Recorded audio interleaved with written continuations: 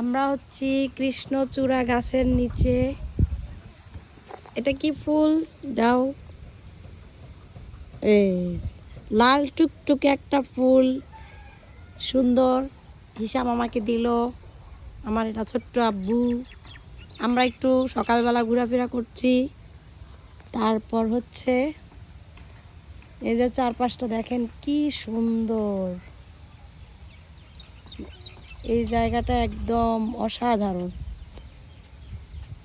উপরে কৃষ্ণচূড়া গাছ, নিচে অনেক সবুজ ঘাস, আর আমার ছোট্ট বাবাটা ঘাসের মধ্যে হাঁটাহাঁটি করছে, আর আমাকে একটা ফুল কুড়াই দিছে। ওই গাছটাতেও সুন্দর কৃষ্ণচূড়া। এটা হচ্ছে কৃষ্ণচূড়া ফুল। এটা কি ফুল বলো তো? বলো কৃষ্ণ